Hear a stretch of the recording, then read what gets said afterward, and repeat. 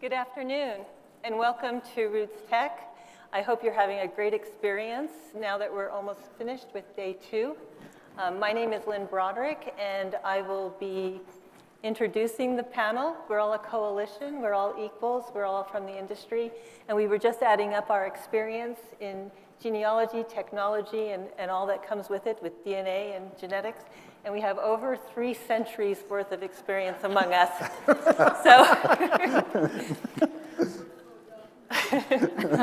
But I would like to give you a little bit of background as how these guidelines came about.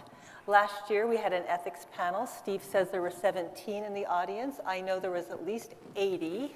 And one of them happened to be Gordon Clark. And he came up from Family Search and said, hey, I think we need to get a group together and look at these foundational principles. And what was the result of week in and week out on Thursday mornings was the document and the Coalition for Responsible AI in Genealogy. The acronym that we sometimes don't like, Steve, happens to be Craigen. And when I looked it up, and it's a Scottish surname, actually, we didn't know that at the time, but it means rock. And I think rock is a great description of having a foundation before you enter the world and the platforms of AI. So with that, let me share with you our panel members. I think many of you here know Steve Little, the AI Director for the National Genealogical Society.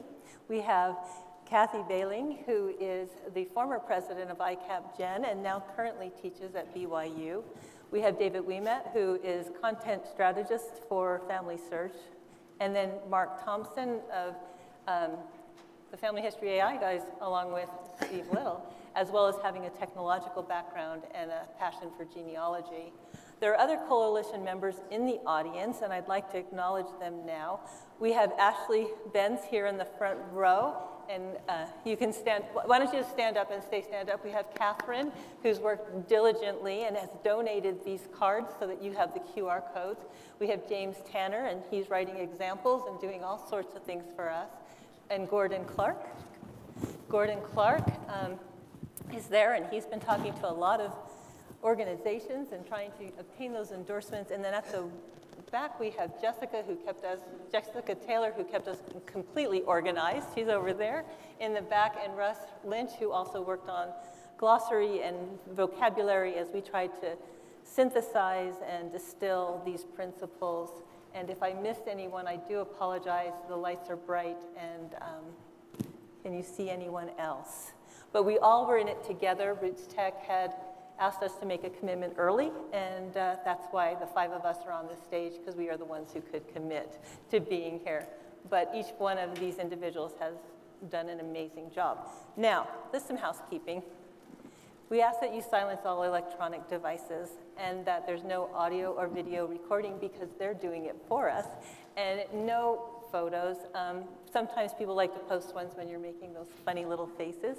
If you'd like to take a photo now, we could all make funny little faces, and you can post them to your social media. And then we'll just go forward. And here is the QR code to reach those principles. And if you'd like to pull them up on your device, you're welcome to do so. If you don't have a copy or a device that you can use and you'd like a paper copy, I'm sure that Gordon Clark can accommodate that. Is there anybody? Yes, but that's the QR code. If they don't have a device that they need to pull out of their bag and they'd like a paper copy, you're welcome to do so. Let's start talking about AI first, because we talked about the principles and we don't have a slide for it specifically. There's accuracy. Do you remember?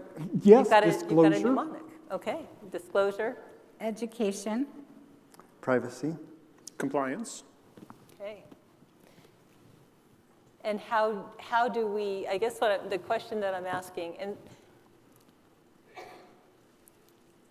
I want to kind of share with the audience some of the things we've done with AI, and I've talked to you about that a little bit, the success stories. So we talk about all of these different aspects, And one of the things that's really important is to be able to protect the living and to learn as much as we can about the dead in a respectful manner. And I think that's our basic foundation, our basic tenet. It says it better in the document itself. I don't have it before me. I didn't use the QR code. Mark, would you like to begin with an example that you have, the way in which you have used AI that has enhanced and exemplified the principles that we're trying to talk about? Well, one thing that I use AI for weekly for sure, and if I'm working on a project, I might use it 5 times in a day, is reviewing obituaries. You get this great big long document that a really juicy obituary might mention 30 people in it, but it's complicated, it's convoluted sometimes. Not all obituaries are created equal. So I've come up with some great prompts to pull all of the people out of the obituary and organize them and compare them to the person who died so that you can figure out what the relationship is. And it's tempting to believe it when it tells you it, because there's a lot of cross-checking. There's a lot of things that can go wrong. We've all read an obituary and tried to struggle with what that relationship actually means when you read it. And so as easy as it is to, as amazing as it is actually to see how well it can pull information out and find all the names and build all the relationships and turn a half-hour activity into a 45-second activity, I have to spend the next 2 or 3 minutes making sure that what it told me was actually what was there, and it didn't make a mistake in its translation of making it really easy for my human eyeballs to understand from that big block of narrative text. Thank you. I'm trying to pull it up by the QR code, and I'm getting error establishing a database connection. Is anyone else getting that message? Yes. Okay. But then you can click through it. Okay. And now it's letting me do so. Thank you. I just wondered if anyone else was struggling with that as I'm up here on the stage.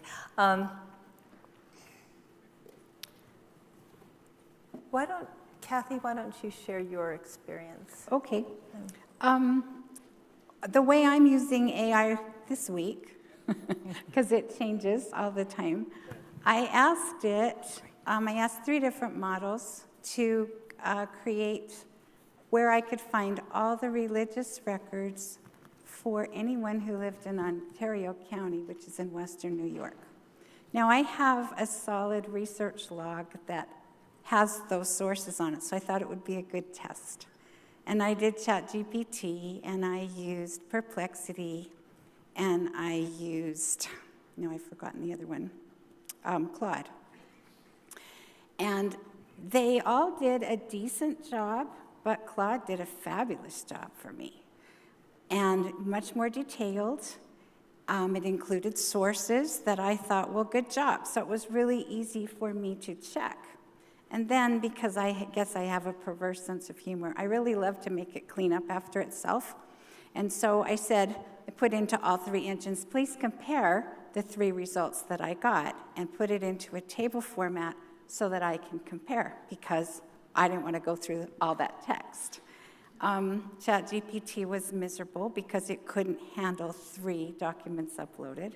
Claude and Perplexity were great, but Claude did a better job in putting it into a format that I liked. That doesn't mean it did a better job, but that's how I used it this week, and then I compared it against my own log. Of course, it couldn't get behind the paywall of some of the sites that I do use, but honestly, that's a much better result than I would have gotten 6 months ago. So I'm pretty excited about using it that way to say, go fetch. Okay. David, would you like to talk about your experience now? Sure, I've got an example I could share. So I've been having too much fun with using Family Search's AI. Now, the examples we've heard so far are where you're directly working with this AI system.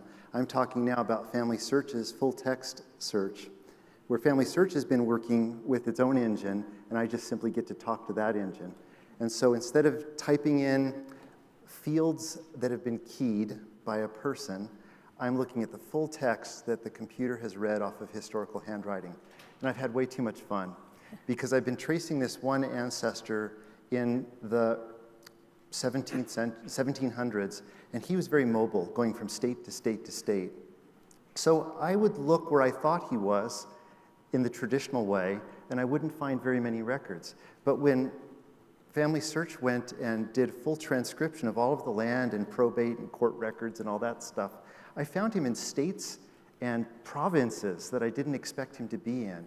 And it fundamentally changed what I was able to do because I didn't have the vision to see where he was.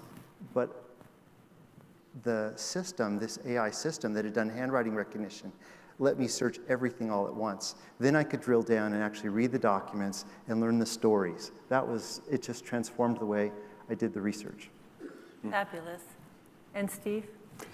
My example is probably a bit more pedestrian and mundane. One of my personal core principles when using these tools are I look for 6 minutes of saving time rather than silver bullets. So instead of sharing some spectacular use case or one great discovery, the greatest value I'm finding is the things that don't often appear to be quite dramatic, but at the end of the week end up being really helpful to me. And the one that I go to the most is the power of summarization. If I have had, I write profiles of ancestors, and for some folks have done the 52 ancestors in 52 weeks. And sometimes I will write too much. I will just start writing and writing and writing. And it will be longer than what I need for this case. And to be able to say, take these 750 words and condense and distill this down to 250 words. And seeing how just by making a long piece of text shorter, but it's so much more semantically dense and richer. So that when you take a profile, and I've done this for ancestors, it just makes the story so much more engaging to read. That a simple use like that can save me lots of time, several times a day, all during the week. So it's the simple uses that I'm finding I'm doing most often and have the biggest reward for. That's awesome. And I had two experiences that tie together. I had a fourth great-grandfather who came from Stettin and to America, and I wanted to know more. I had the passenger list, and I had the ship, and all of that, but I wanted to know more about his journey. And so I asked ChatGPT to give me some interesting details about the ship and its history and all of those details. Of course, I had to verify them. So it was a very nice and condensed paragraph, and then I went to a newspaper site and looked up the newspapers, and I was able to verify that it was 100% accurate. It gave me information about this ship that had fought in the Civil War, although, of course, it had survived the Civil War because he had immigrated on it. So it was very, very interesting to me that it was 100% accurate. So then there's a portrait that's out there that I think every descendant in our family has, and we were talking hundreds and hundreds of people. And so I uploaded it, and it's just a portrait. And he has a hat and a scarf and a double-breasted coat. And I uploaded, and I said, can you please tell me more information about this? And so ChatGPT began to describe these particular articles of clothing, which would make a story richer. And that's what I like to emphasize, is to engage and bring my readers, my family readers, into the family story so they can really get a sense of it. So ChatGPT did fine on the coat, and it did fine on the scarf and what the names were, the names of these particular garments. And then it talked about the hat, and I thought it was kind of strange, but I just kind of left it there. And then I went to Perplexity Pro Deep Research, which had just come out a couple weeks ago. And I said, please, tell me more about this portrait. What are they wearing? What is it all about? And a lot of it aligned, but then there was a major disagreement on the hat. had a different, and I'm like, I don't know my men's hats, okay? So what was really fun about it is I was able then to discuss it with my chatbot on Perplexity and say, now, why would it not be this and why would it not be that? And then go back to ChatGPT and ask the same questions. And I was able to get greater insight into that particular item, that particular accessory. And it was very insightful and exciting to almost have those conversations. We've talked about the human factor. It would be great to sit down with a couple genealogists every day and discuss what you're researching, but that's not always possible. We're all busy people. So it's nice to have these bots that you can just say, hey, I want to study this particular aspect of my ancestor. So I always like to double check and triple check and then verify, and that would be this next step that I would take to verify, what was this hat really called? I now know where to go. I know the year, that he had born it. I know, what it would be called, and I can look in some fashion resources that would be more authoritative to make sure that the bot did the right thing and led me in the right road. But each of these examples show that we're trying to uphold these foundational principles. This morning we had a panel on ethics, and we talked about the issues of privacy. So we have the disclosure. I don't know if we want to go through them in order. That probably would make more sense. And we have microphones here, just so you are aware. There's a microphone here and a microphone there. And if you have a question, please come to the mic, and we will acknowledge you, and you can ask your question, okay? I think we gave some great examples on accuracy. And then disclosure. Let's talk about disclosure, Steve. Disclosure enhances trust. When you use these tools, you will often need to let others know that you're using them. But it depends on the context. The more serious genealogy work you're doing, the more often you'll be sharing with other folks you're using these tools. But it's not, we realized after thinking about this for a while that some folks have more casual uses of these tools. And we didn't want the guidelines to be a straitjacket or a pair of handcuffs that if folks found too restrictive, would throw the baby out with the bathwater. So building in some reasonable flexibility so that the disclosure requirement, at least for now, is dependent on context. There's a phrase in there that says, as context requires. Because I use these tools, probably 2/3 of my use is non-genealogical, or it might be related to my genealogy business. And if I'm using it to compose a business letter or to help me understand an email that I received, it won't always be appropriate to have disclosure. If I condense a blog post from 1,200 words to 140 characters, one of them doesn't need to be an asterisk that said this was done by ChatGPT. So there's discretion. You will understand what you're doing with how you're using these tools. And you'll know the people that you're sharing this information with. Why, if you're using this and the end product is something that's only for you, do you need to disclose to yourself that you've used this? That doesn't make sense. So realizing that context was going to be important was part of the discussion around disclosure. Does anyone else have any comments on that? Yeah, I do. Okay.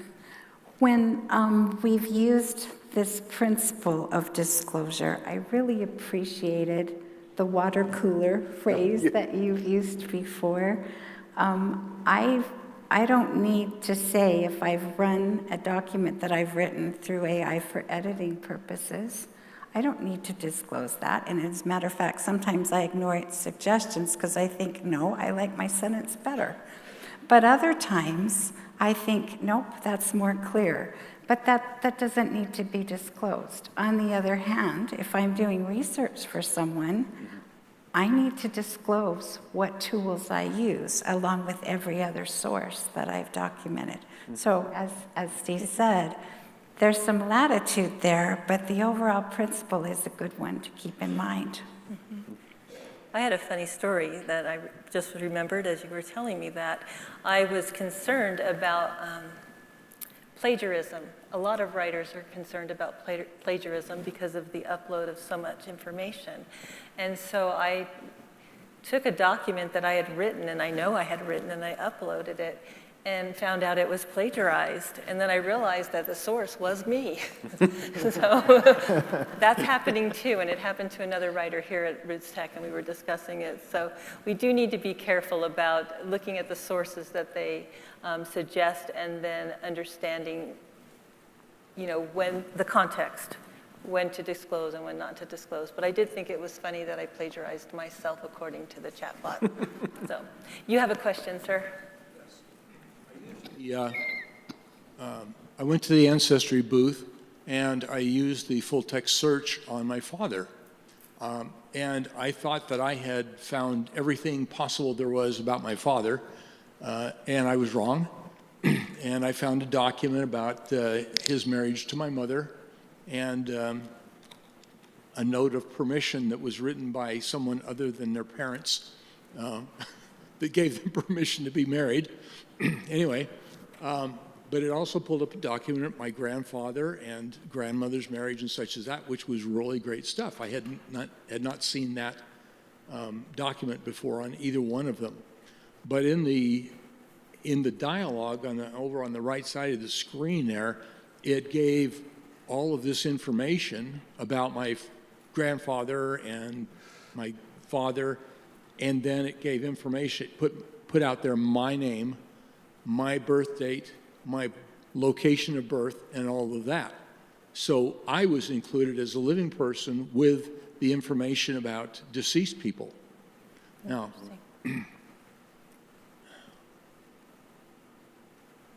that search that I did,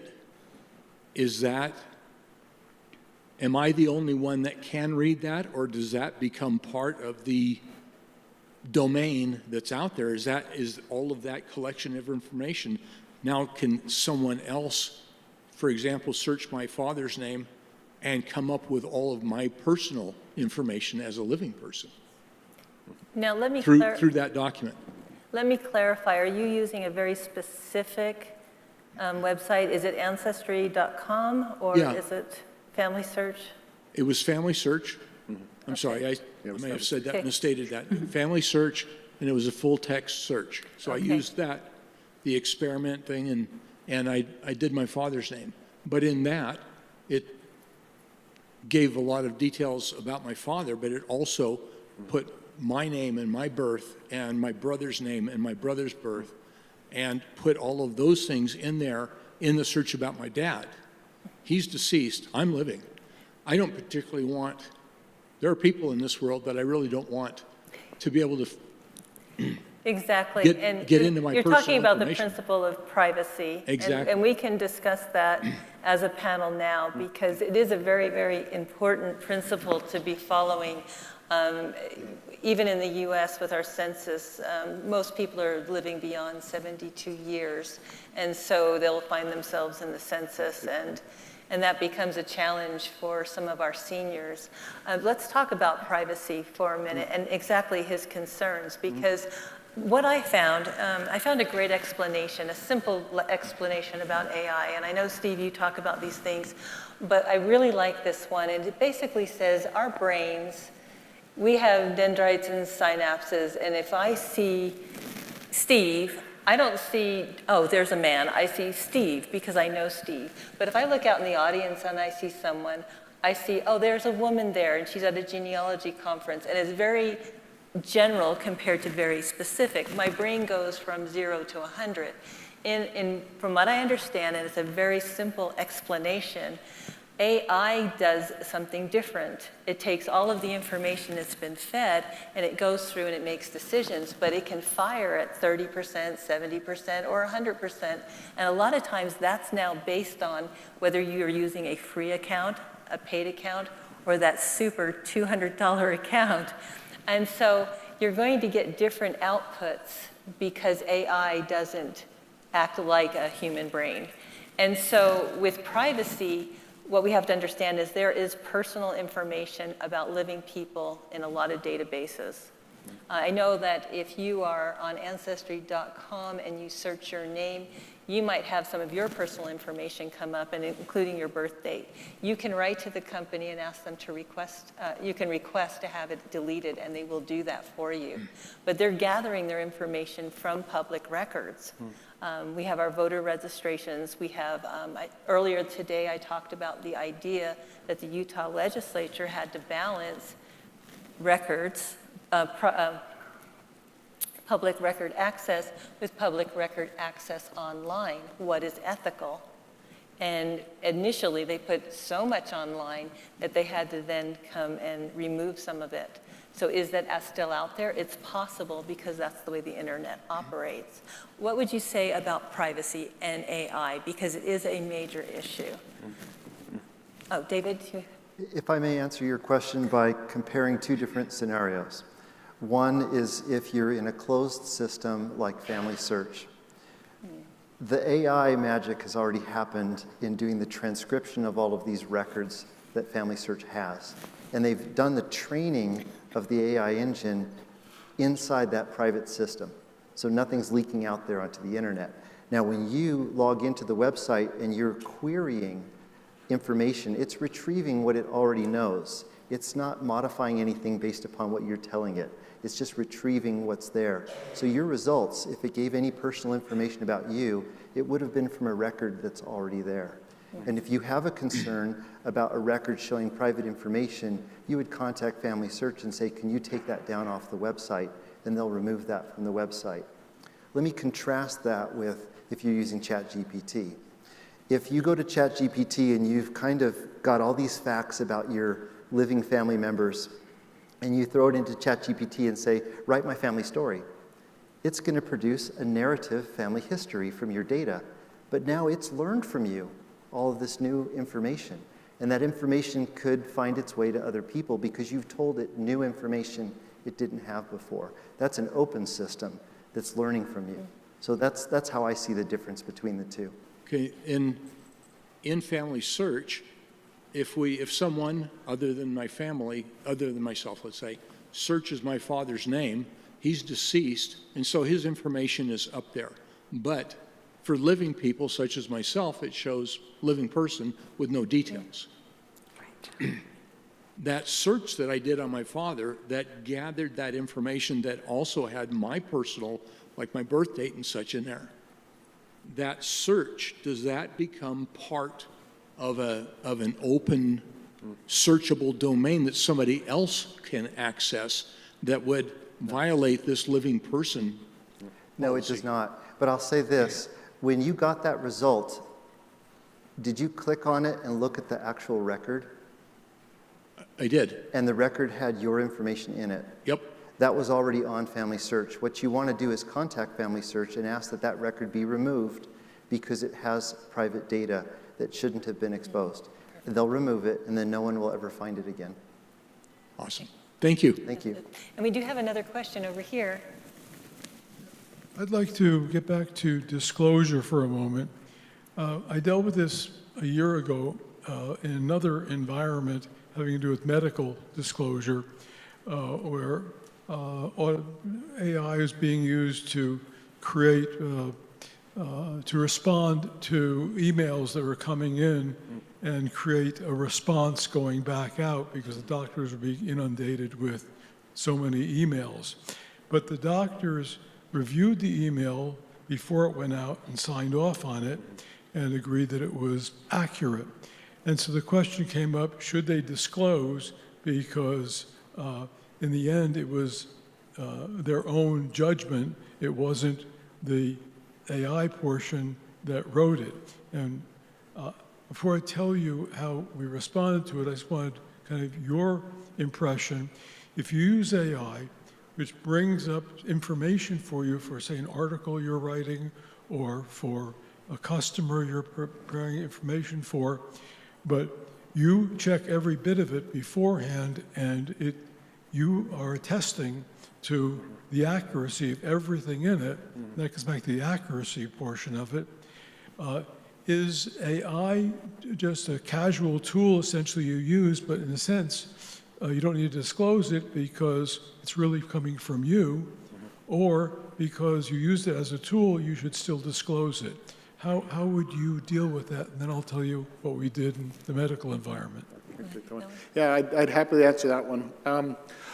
My belief is that if there is a human in the loop and they used a tool, whether I use ChatGPT, a dictionary, my MLA style guide, the time I spent going to university, the stuff that my mom and dad taught me when I was a kid, I don't disclose any of that. It all went through the filter of my life experience to allow me to look at that output and go, that's what I say is the right answer.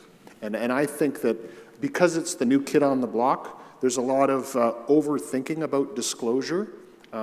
I used a tool that allowed me to do a piece of work, maybe faster, maybe quicker, with less overhead than otherwise. But when I look at it, I go, I took all of that together and I went, that's the right answer, and then I hand it over. And I think we're overthinking a little bit for most uses. When there's a human in the loop that attests to every single sentence there that it's right, it's just a tool along the way. It's like saying I used a hammer, right? No, I built it. Yeah. There was an analogous situation when the DNA testing first came out, and Blaine Bettinger wrote quite extensively about what he called exceptionalism, that instead of being treated as just another tool, folks would think that special different rules needed to be invented and applied. And we're seeing that again now because this technology is new to so many folks. But many, many times you can, the new rules won't be necessary, that this is just another tool. The way I use these tools most often is like a magnifying glass. I think of these tools as a magnifying glass. I don't know if I would ever need to disclose to somebody that I used a magnifying glass to read some small print. But that's how these tools help me to understand things, to learn. And with the concerns about privacy, I think we're going to get, these will become resolved soon, or not soon enough, but there's a lot of folks aware of the problem. And one of the solutions to this is there's some misconceptions. One, we imagine that everything that we give to a chatbot is suddenly integrated into its knowledge base, and that is not correct. If you've not dotted the I's and crossed the T's and you've given permission to an AI vendor to use your information to improve their tool, it still takes a year or two for that information to improve the model. It doesn't remember what you said last week. And so there's that misconception that privacy is more important than it actually is. Not that privacy isn't important, but it's not, we don't need to be as afraid as we often are. Another reason that we'll have even less reason to be afraid is that right now when we use these tools, we say we're uploading this information and it goes up into the cloud and it processes it on a computer in California or somewhere. That won't always be the case. Already, you can use these tools on your own computer disconnected from the internet. And that completely removes the concern that you're sharing this with some nebulous force outside of your own home. If you know that your data is never leaving your computer, that makes folks feel a lot more comfortable. And there's folks who work with DNA that they don't use the online tools. They only use DNA tools that are on their computer because they don't want to upload their genetic information to a cloud. And so using these tools locally is going to mitigate those privacy concerns a lot. And that's happened, I'm amazed. I thought we were years away from being able to use these models on our own personal computers, but we're doing it now. And that's a good thing. And I'd like to add just one more thing, and that is every AI platform has different terms and conditions. Every AI platform has different privacy policies. You don't need to use them all. I know Steve uses them all. I know Mark uses them all. I don't know about David or, sorry, Kathy. I know it's you. But you need to understand which one you're using. So some people become very overwhelmed and don't understand some of the privacy there. So look at the terms of service for yourself and say, is this what I'm comfortable with? Is this what I want to do? Is that platform being transparent about their retention, about their legal issues, and all of those things? It's very, very important to understand the terms of service of the particular platforms you're using. May I add a little bit? Yes. I get pretty excited about privacy. I spent a lot of years working in information security and privacy, and I agree, it's really important to understand what the tool says it's going to do. And I also wish I had a buck for every time that I sat in a room with a bunch of developers who went, wow, I never thought it was going to do that. So there's both this is a very new time. This whole industry is only a couple of years old for all intents and purposes. And as I think everybody can appreciate, all of the big vendors are trying to outpace each other. So they are running fast and breaking things happily. So when it comes to privacy, I live by, and I think Kathy referred to it, the water cooler rule, which is if there's a piece of information that you wouldn't feel comfortable pinning above the water cooler at the office, don't put it into a chatbot. Whether or not you can feel a little bit more comfortable if, as Steve said, you learn all the terms of service and you learn all the flips and switches to flip, you can feel a lot more comfortable that you've done it right and it's less likely to end up somewhere. But we've already seen, I could list off about 5 that I won't, where something went wrong, information that wasn't supposed to be exposed to the public through a chatbot did, because it wasn't the way that the tool was supposed to work, because there was a bug. All of this stuff is very early on, so if you wouldn't pin it above the water cooler or leave it on the top of the apples at the grocery store, don't put it into a chatbot. That's a good rule of thumb to live by. It is a good basic thumb, I'm sorry, I'm losing my words.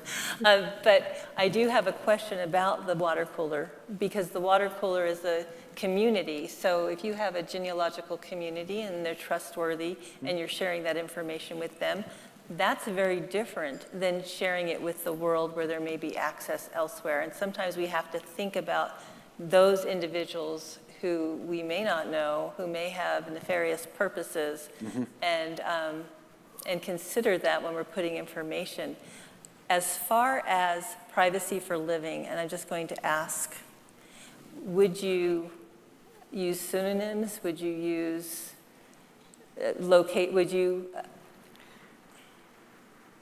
how would you privatize information?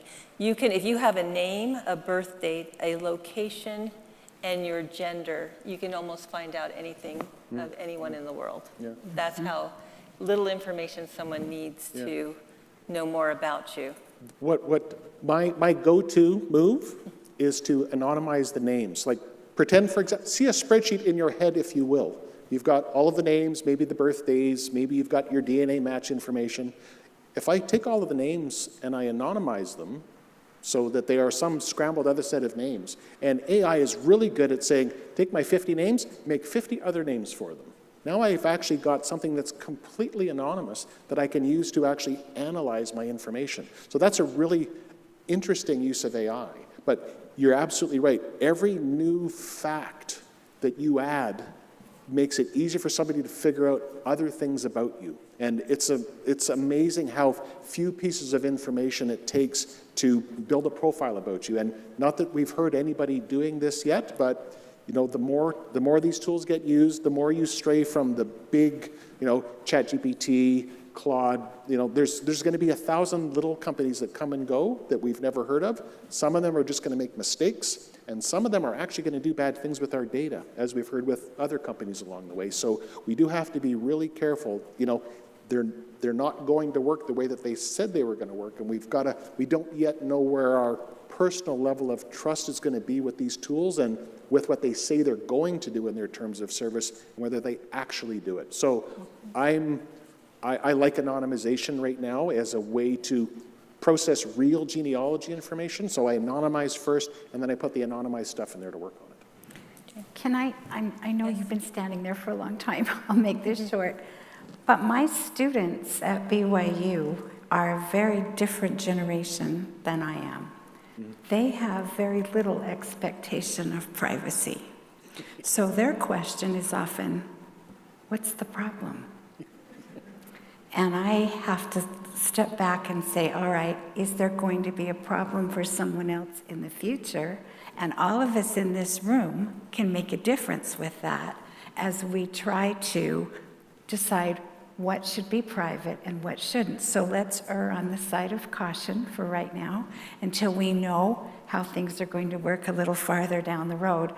But remember that there's another perspective out there. I don't want my stuff out there. My grandchildren don't care at all.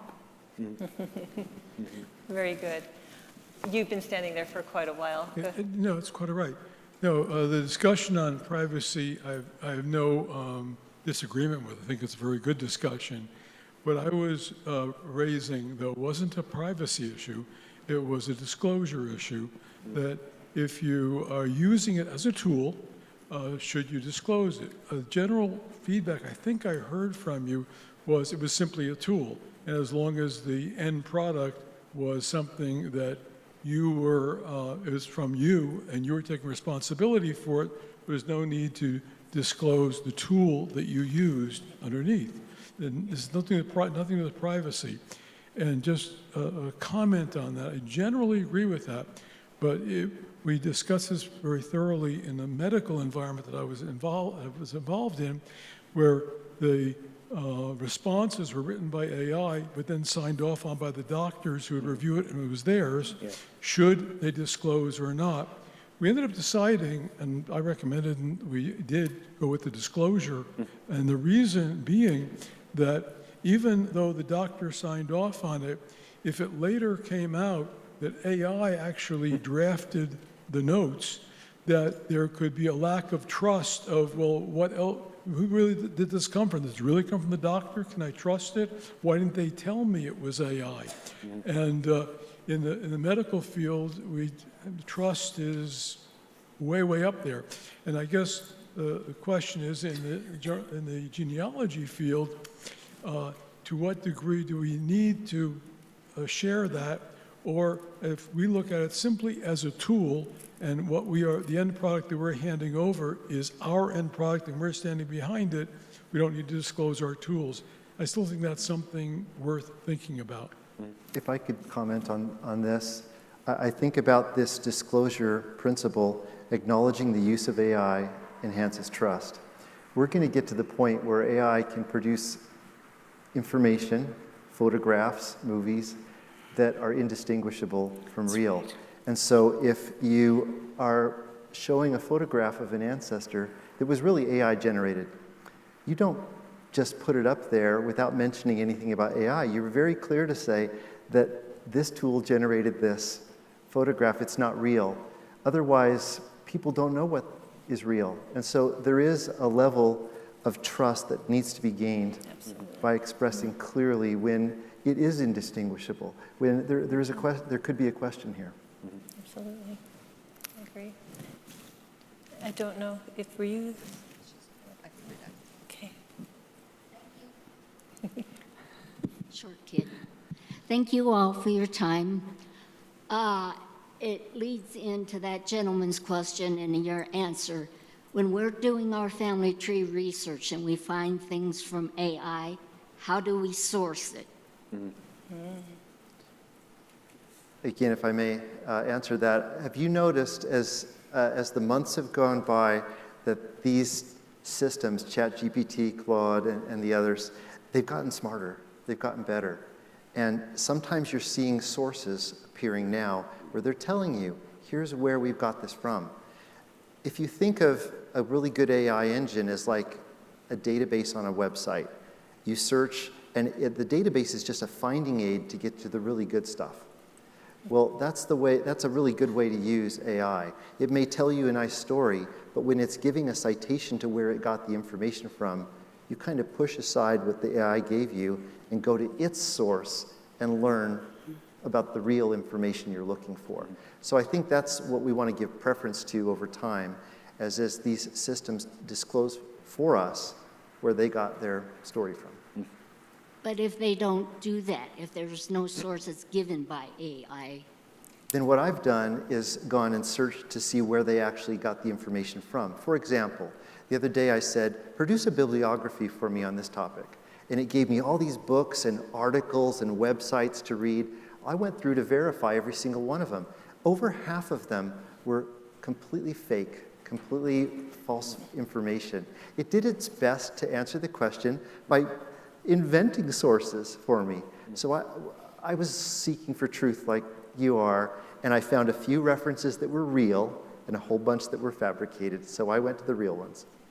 I learned from Steve's group yesterday, verify, verify, verify. Yes, Right. exactly. I don't have much of a question, as much more something to add to the conversation that I'd like to hear the panel to talk about. Is my understanding, so I'm a former Microsoftie, 2 years old, yeah, but still, is that everything that's on Facebook, any chat that you go in publicly, that's being fed to ChatGPT. So just for awareness for everybody, I guess, is to describe that information is being sourced out. So share or beware, I guess, is the thing that I'd like to have the discussion about. Yeah. Maybe I'll just I'll expand on that a little bit and say, if the words have been said on the public internet, they're hiding inside of ChatGPT and Claude and Gemini. Every word that has ever been digitized and made available through a public website somewhere has probably been sucked into the training data.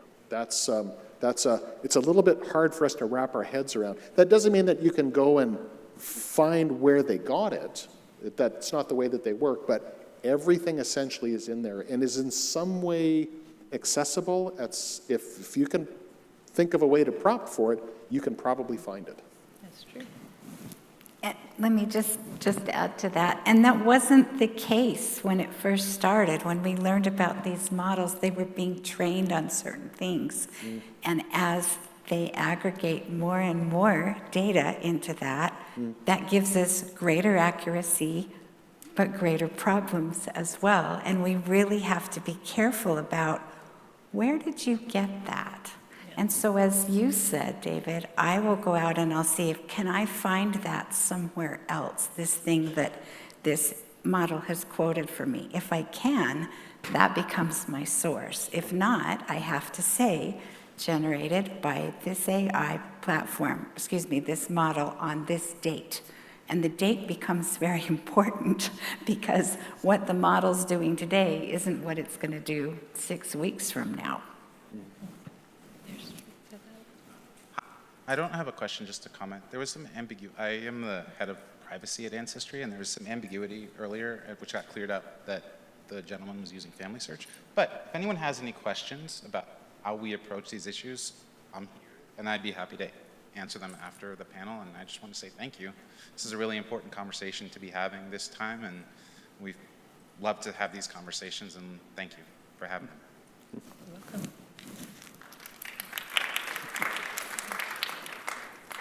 Sir, do you have a question?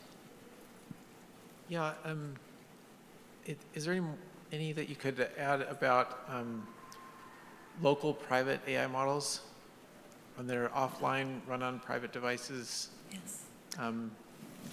You're asking about using these models on your own machine, the local? Well, models that are designed to be run offline on your private devices. Brian Romley talks a lot about these, and there are others too, but Maybe that's something you could talk a little more It's about. so new. I have just started experimenting this in the last month.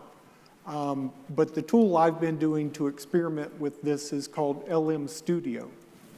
And it allows you to download some much, much smaller and dumber versions of what the powerful versions online.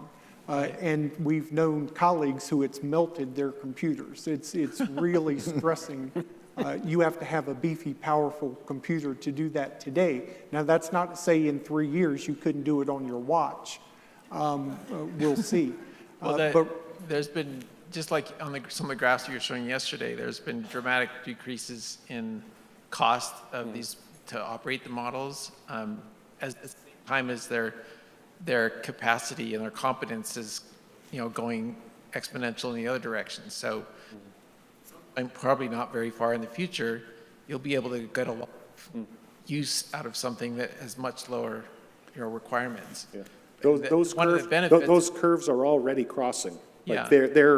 the computers that are being sold this year have been optimized to run local language models. But not all of them, just the expensive ones. But those really, today it's a $3,000 or $4,000 computer. In 2 years, it'll be the $1,500 computer. And the models, they've figured out how to take the smarts that nobody ever thought they could stuff into a model that small. They're becoming appreciably smarter than they ever thought they could be. So the curves are actually, for consumers, they're actually already crossing. So one of the benefits, or anticipated benefits of local models, especially offline models, is that you can be confident about these privacy issues and things that Totally. No need to anonymize. It's not going anywhere. It's not even connected to the internet, right? Yeah. So I don't know. I think there's some potential there that we're going to be, especially when we're working in fields with sensitive information like genealogy, where contributing everything you know to the cloud isn't really a good strategy.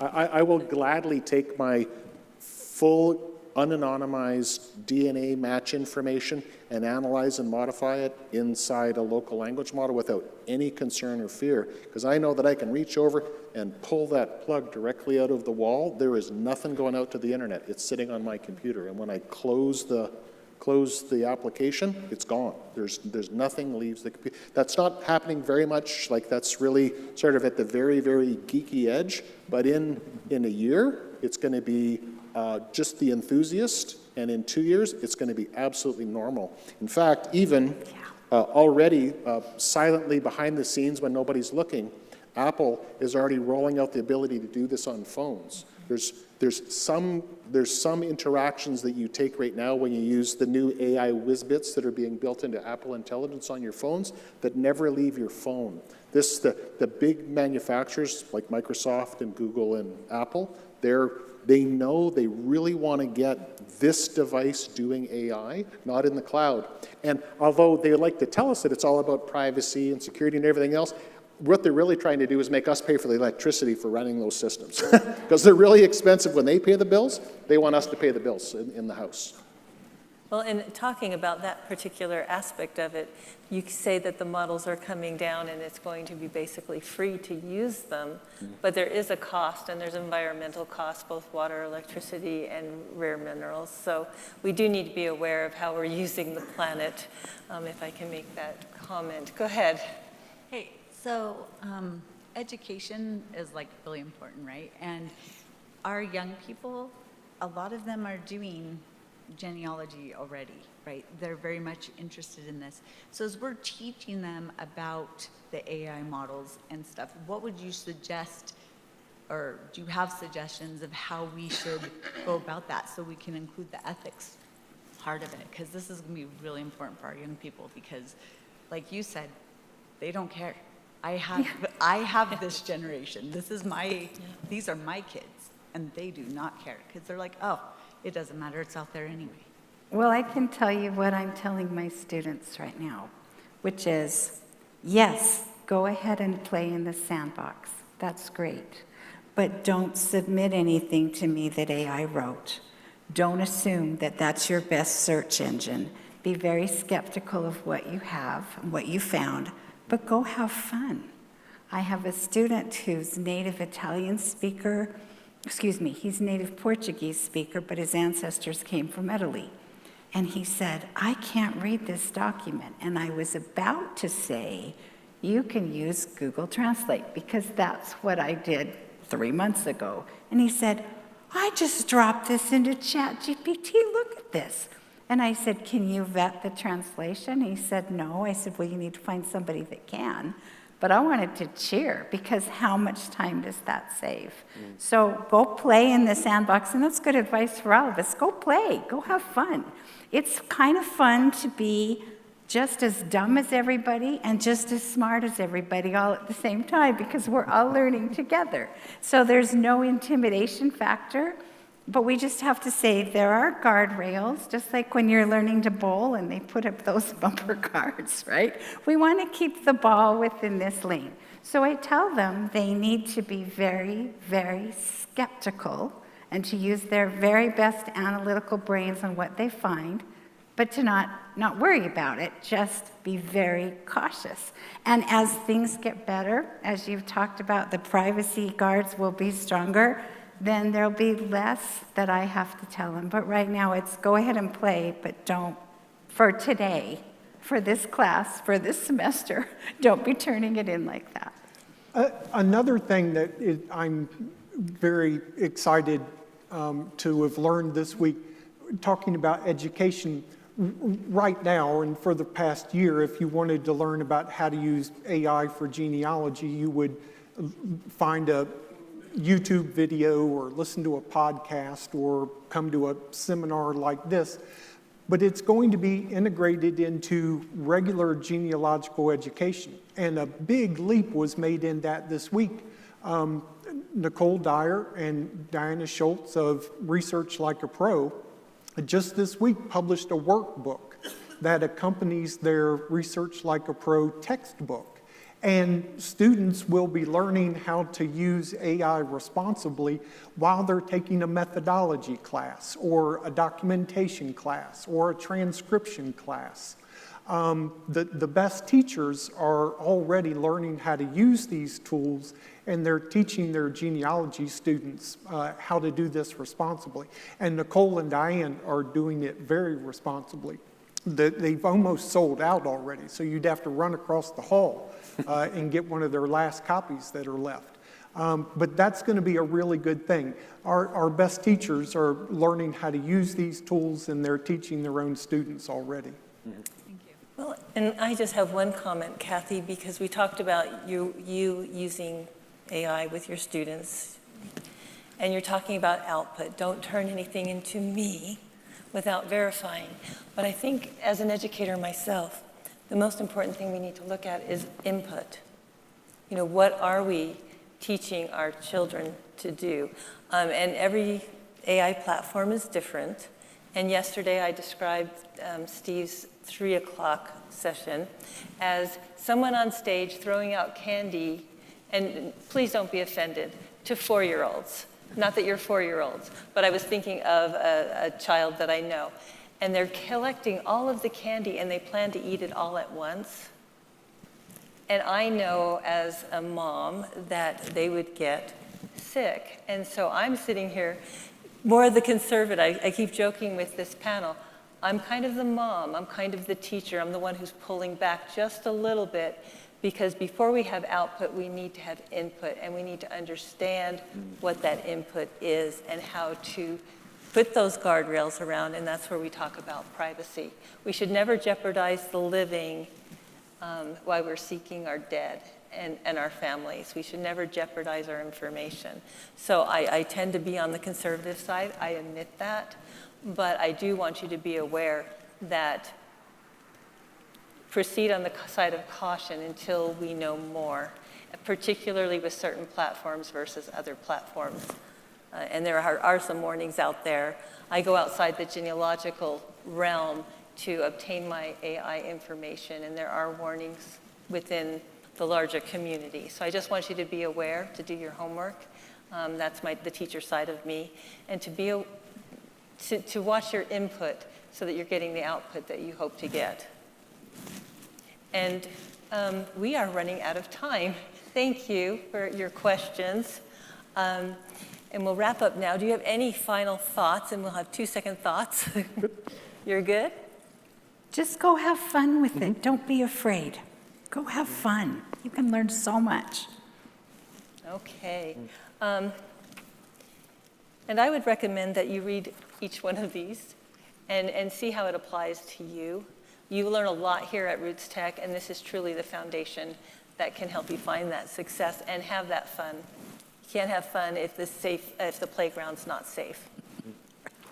Thank you again for attending this session. Thank you.